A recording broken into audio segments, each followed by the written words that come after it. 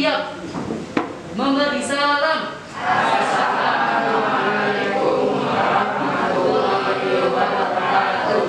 Waalaikumsalam warahmatullahi wabarakatuh dan selamat pagi. Berdoa. Bismillahirrahmanirrahim. Alhamdulillahi rabbil alamin. Ar-Rahmanir-Rahim. Maliki yaumiddin. Iyyaka na'budu wa iyyaka nasta'in. Ihdinas siratal mustaqim.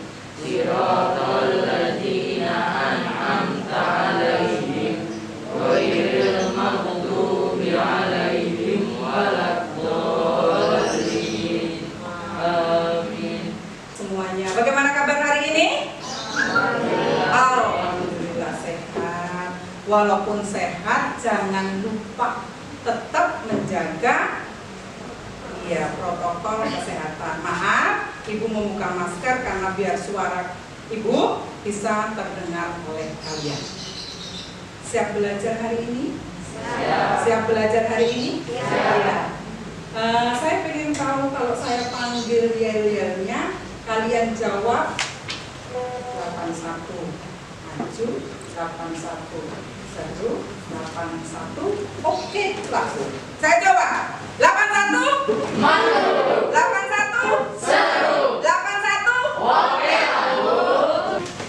Sebelum Ibu mulai, karena saya sudah mendengar kabar kalian baik, maka saya harus tahu kehadiran kalian semua. Yang pertama, Ananda Alia. Hari ini kita akan belajar KD 3.7, yaitu tentang puisi, mengidentifikasi unsur pembangun puisi, baik puisi yang didengar maupun puisi yang dibaca.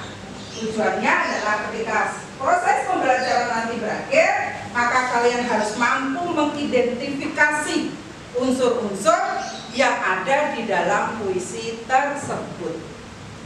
Jelas? Ya, itu tujuan kita belajar hari ini ya. Masih puisi. Pernah dengar puisi? Pernah dengar orang membaca puisi? Kalian pernah nonton film ini ya? Dilan? Pernah? Yes. Dilan. Bolehkah aku punya pendapat? Wah, ini tentang dia yang ada di bumi. Ketika Tuhan menciptakan dunianya, kukira dia ada maksud rupanya. Katakan sekarang, kalau kau anggap apa dirimu? Roti coklat, roti keju, martabak, kroket, bakwan. Ayolah, aku ingin memesannya untuk malam ini. Aku mau kamu. Jangan pergi jauh-jauh, kan ada darahku di tubuhmu. Kalau aku jadi presiden yang harus mencintai seluruh rakyatku, maaf. Ya, sahdu. Seandainya kalian bisa menulis puisi itu. Bolehkah aku punya pendapat? Ini Coba. Seandainya itu lahir dari pikiran dan perasaanmu, luar biasa. Nih, saya kasih motivasi. Ibu belajar menulis puisi. Sekarang lahir buku kumpulan puisi. 1, 2, 3, 4, 5. Ini adalah kemampuan kita mengungkapkan perasaan melalui kata. Kalau suatu saat nanti kamu menjadi seorang penulis puisi, ini bisa menghasilkan pundi-pundi. Iya tidak? Ini adalah karya saya, karya Ibu. Nih, ayo kita belajar yang menulis, menciptakan. Tapi sebelumnya kita simak apa sih puisi itu.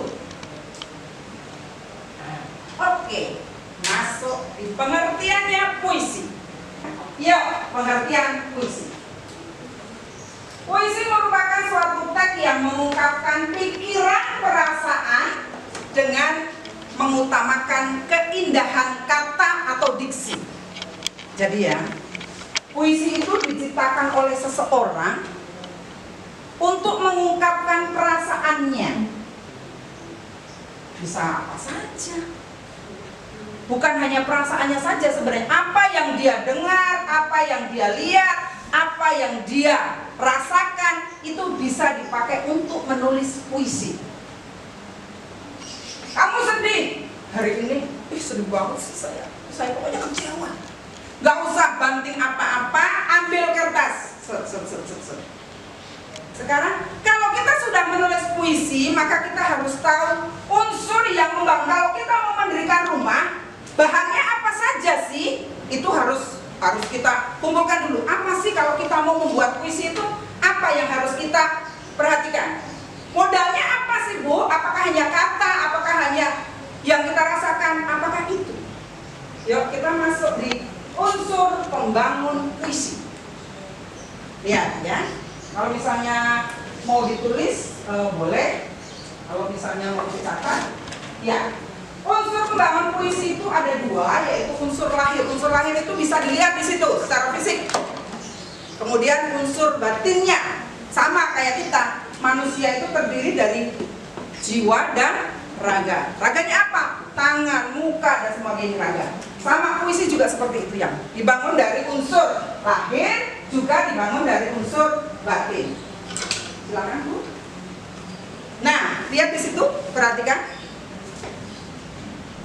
Unsur lahir itu yang pertama adalah tipografi bentuknya. Tadi kamu ingat bahwa puisi itu diikat, yang diikat itu atas bait-bait. Kalau karangan prosa kan ada paragraf. Nah, kalau puisi bukan paragraf, tapi diikatnya bait-bait. Bisa satu bait itu 4, 3 bebas. Ya, itu namanya tipografi bentuknya. Jadi kalau kamu kenal orang, itu pasti kamu akan lihat hidungnya mancung, rambutnya keriting. Itu bisa dilihat secara fisik. Puisi juga seperti itu secara fisik. Kemudian ada imaji. Imaji itu citraan. Jadi setiap kata yang dirangkai, setiap kata yang kamu susun itu ada citraannya. Oh, penglihatan, sawah terbentang, penglihatan. Ya, buat kelompok ya. Jadi bergambar 1, 2, 3, 4. Udah gitu aja. Daripada ya, maju ya. Ya. Nanti kita perdengarkan pembacaan puisinya. Kamu simak aja dulu. Itu coba dibaca dulu teksnya tentang sudah dapatkah kamu ganti rugi. Ya, kita nanti itu ada berapa pertanyaan ya? Ada 8 ya? Ada 8 ya? Ya, ada 8. Berarti nanti setiap kelompok akan mendaftarkan 2 pertanyaan. Cuma Ibu maunya pertanyaannya kita acak ya. Kita menggunakan roda keberuntungan. Bisa diperdengarkan enggak? Telah ditebang pohon kedondong dan malam, telah ditebang pohon-pohon hijau dan bersih, telah ditebang pohon-pohon pakai saji, telah ditebang jiwamu yang tak ditopang beton bersih. Aku sebagai saksi, aku semut yang bersarang di dalam pakai saji. Ya, kalau tidak kita lihat ada berapa pertanyaan tuh yang ada 8. Jadi kamu lihat di situ itu puisinya tentang nih. Saya akan bertanya, apa kau telah dapat ganti rugi? Ya kan? Kamu bisa menafsirkan apa yang ada di situ. Ya, kita lihat kelompok 1 kira-kira mendapatkan pertanyaan nomor berapa? Tidak bisa ditanyakan di situ itu ya. Lalu ya, jadi nanti kita acak pertanyaannya karena di situ 8, maka saya bagi menjadi 4. Setiap kelompok berarti akan mendapatkan 2 pertanyaan. Sip. Ya? Kelompok 1 dapat nomor berapa ya? 4. 1 dan 3 kelompok 4, 3? 78 kelompok 4. Oke, silakan dikerjakan. Ke kelompok 3. Yuk. Kelompok 3.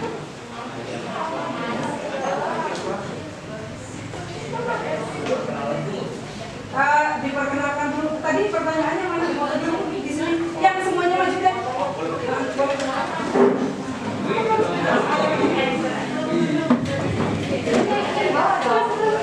Itunya di bawah. Nah. Enggak usah.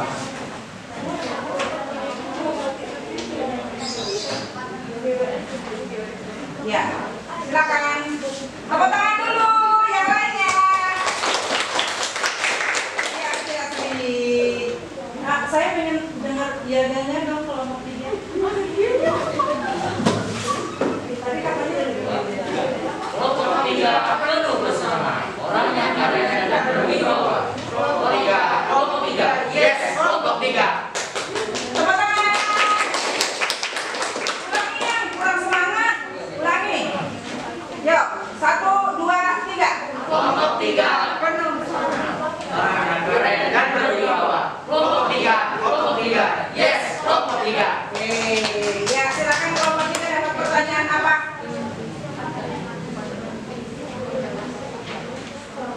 Nomor 7. Oke, Apa hubungan materai dan kertas dan tak seindah bunga bakung di tepi kali pada lari selanjutnya? jawabanmu. Perhatikan yang lain. Perjanjian yang telah disepakati tidak ditepati. Itu pertanyaan nomor 7. Terus pertanyaan nomor 8. Pertanyaan nomor 8 adalah majas repetisi banyak digunakan dalam puisi. Menurutmu apa alasan penulis? Repetisi itu majas pengulangan. Yuk, Alasannya adalah sebagai bentuk penguatan dari pesan yang disampaikan. bentuk penguatan dari. Pesan yang disampaikan. Oke, tepuk tangan untuk kelompok. Terima kasih. Selanjutnya silakan duduk. Terima kasih. Selanjutnya kelompok berapa? Seret. Kelompok itu sudah ya, kelompok 3. Kelompok 3. Lupa, guru duduk di sini kamu gak dapat duduk. Ya, kelompok berapa? Ya, diulang dulu. Iya. Kelompok 2. Kelompok 2.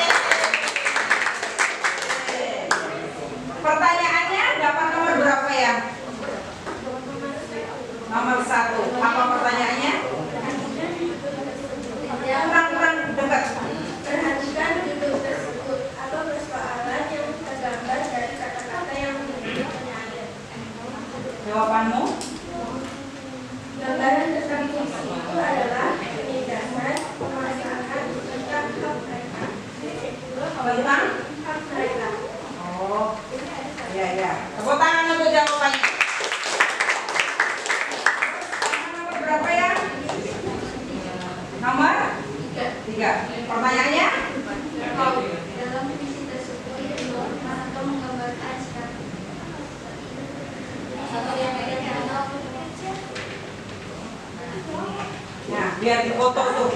Ya. Ya. Kau dalam puisi berguna perasaan pemerintahan perusahaan. Ya. Jadi kau dalam puisi itu bisa merujuk pada pengusaha. Pemerintahan perusahaan. Tepuk tangan untuk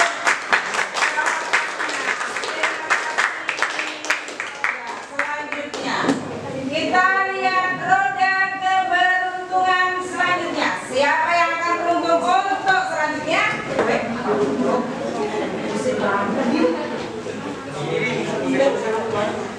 Ya, nomor kelompok 1. Tepuk tangan untuk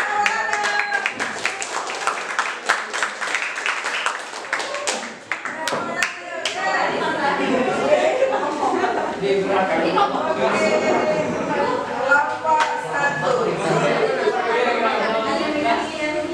Ya, dilihatin. Ya. Dibuka gini ya. Nah, pertanyaannya. Nah, perkenalkan dengan jariannya. 1, 2, 3. Dengan puisi aku bernyanyi, dengan puisi aku bernyanyi. Kelompok 1 memang begitu.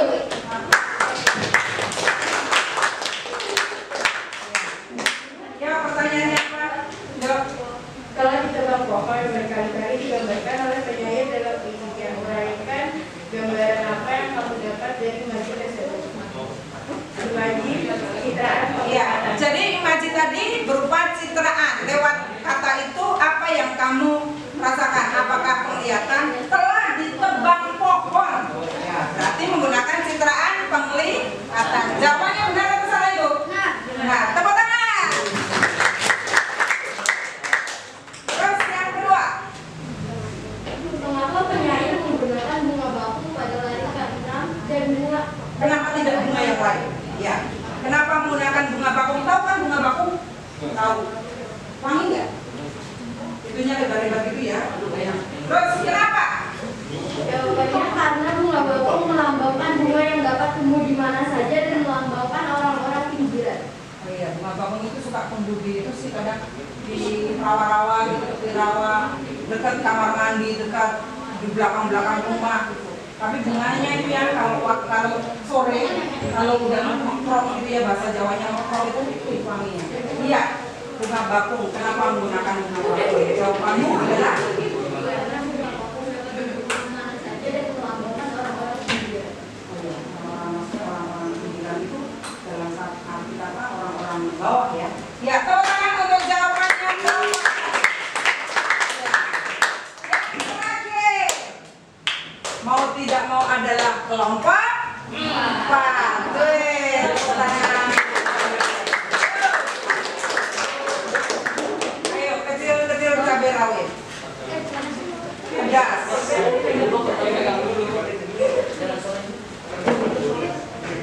Ya, mic-nya, pakai mic-nya. Oke, siap. Dan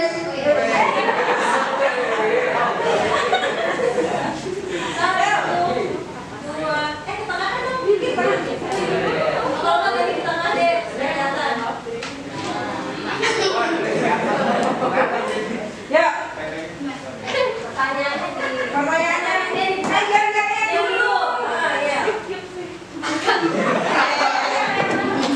Satu, dua, tiga. kelompok 4 kali 4 16. Kelompok 4 ini yang kita. Kok ketawa sih? Langsung aja ya. Kelompok 4 kali 16. Kelompok 4 kali berapa? Terus betul juga Pak. Kan? Tapi udah semangat. Jawab. Pertanyaannya Mas Bud. Ya. Gale. Kelompok kali 14, kelompok 4 kali berapa? Bersemangat dan juga kuat.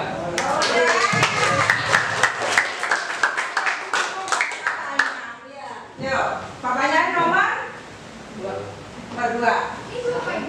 Ya. Apa yang dimaksud dengan Apa sih? Jawab. Jawaban makna ganti rugi adalah penghargaan berupa uang. Ya, ganti rugi itu bisa berwujud uang ya. Saya ganti rugi nih kamu. Saya ganti rugi nih kamu. Dan bentuknya bisa berupa uang. Ya, tepuk tangan untuk jawabannya.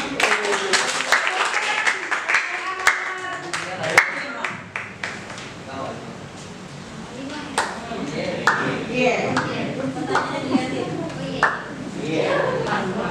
Apa nomor 5? Apa makna materi pengacara dari kertas pada baris kelima dan 7 puisi tersebut?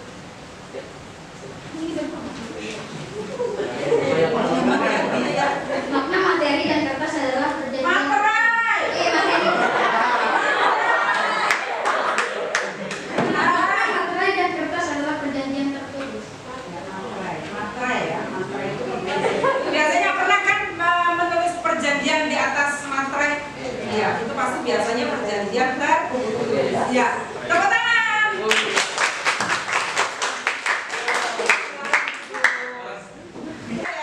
Jadi puisi itu tadi bercerita atau menyampaikan tentang orang yang punya lahan, tapi lahan itu dijadikan pabrik, tapi masyarakat yang punya lahan tidak diberikan ganti rugi.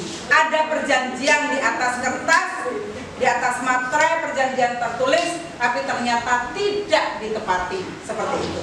Oke, itu kesimpulan dari puisi tersebut. Sekarang masuk pada gambar. Lihat ya, coba lihat ya. Gambar itu lihat dulu, cermati dulu. Lihat di atas sana itu ada pemandangan yang indah. Wih, pedesaan. Kayaknya kalau kita berada di situ kita kira-kira nyaman apa tidak? Manis.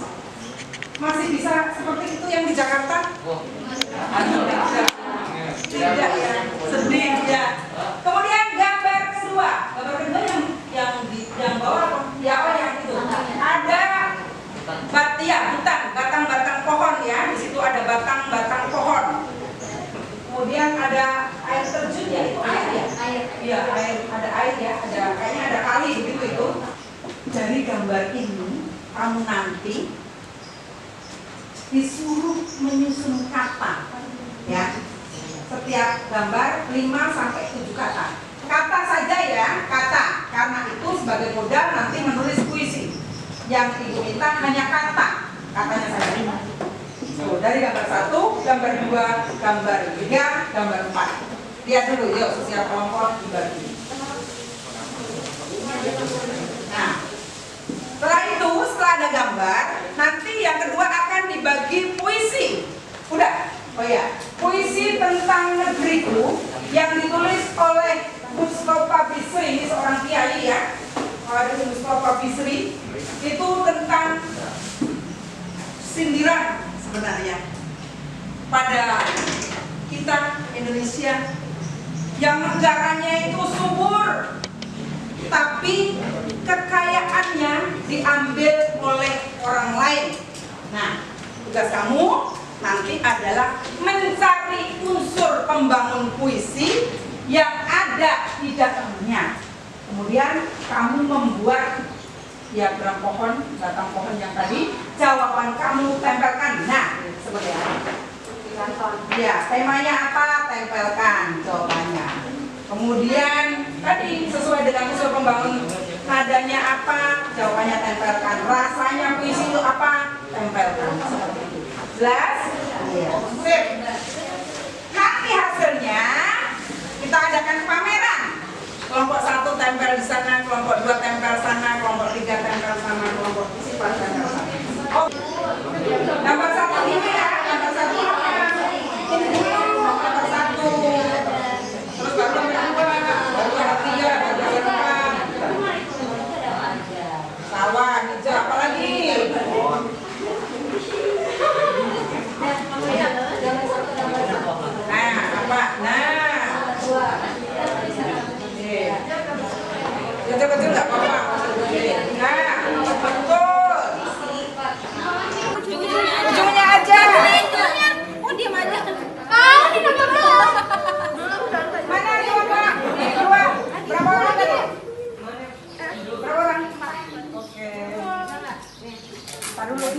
Oke. Nih, satunya lagi kelompok di sini. Ini kelompok 3 ya. Kelompok 3 mana? Nih, Kelompok 3 lagi pasang. temennya mana ini bantuin? Gimana? Kelompok berapa? Kelompok ada teman ya? Kelompok berapa ya?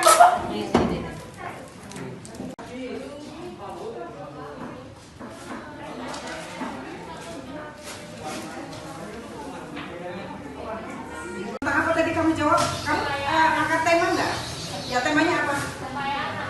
Iya, kekayaan alam Indonesia yang diambil oleh pihak lain. Kemudian itu, ya, ada kan? Begitu tentang kekayaan, ya kan? Terus rasa yang disampaikan apa itu? Tentang apa ya? Hah? Kecewa. Nadanya sedih pasti, sedih, marah, sedih campur ya. Kemudian citraannya adalah imajinya adalah iya, kebanyakan adalah penglihatan di sini tuh. Kamu lihat di sini tuh. Para penganggur air bersih dan sebagainya. Nah, itu adalah unsur pembangun puisinya. Temanya, kemudian majas gaya bahasanya berupa majas gaya bahasa atau gaya bahasanya adalah ironi, sindiran. Sindirannya secara halus pada penganggur digaji. Wah. Terus tuh di situ dilihat bahwa kau minum dengan kerenyahku. Itu adalah sindiran. Jadi bisa disimpulkan bahwa puisi yang ditulis oleh Mustopo Bisri ini adalah tentang kritik ya, kritik tentunya pada pemerintah, disampaikan pada pemerintah bahwa negara kita ini adalah negara yang kaya, tapi kekayaan itu tidak seutuhnya untuk rakyat. Jadi kesimpulan yang kami tarik hari ini dan istilahnya apa ya, pesan yang ingin saya sampaikan lewat puisi-puisi ini adalah ayo kamu sebagai generasiku, kamu sebagai generasi muda, jaga negeri ini, terutama berhubungan dengan kekayaan alam yang sudah disediakan oleh Allah yang luar biasa indahnya, banyaknya. Jangan sampai jatuh ke tangan orang lain atau ke tangan-tangan orang asing. Kamu sendiri, ayo sendiri. Kalau bukan kamu siapa lagi? Itu saja ya. Terima kasih pertemuan hari ini. Saya sudahi sampai di sini. Kemudian coba nanti belajar untuk mencoba menulis puisi, mempraktekkan di rumah, ungkapkan perasaan lewat kata-kata. Siapa tahu suatu saat akan muncul penyair-penyair dari 81. 81 maju. 81 seru. 81 oke Bu. Yo, terima kasih. Kalau ada kata-kata yang salah, Ibu minta maaf. Kita ketemu di minggu selanjutnya. Salam sehat untuk keluarga di rumah. Mudah-mudahan kita senantiasa diberikan kesehatan. Berdoa agar pandemi segera berakhir. Terima kasih. Wassalamualaikum warahmatullahi wabarakatuh.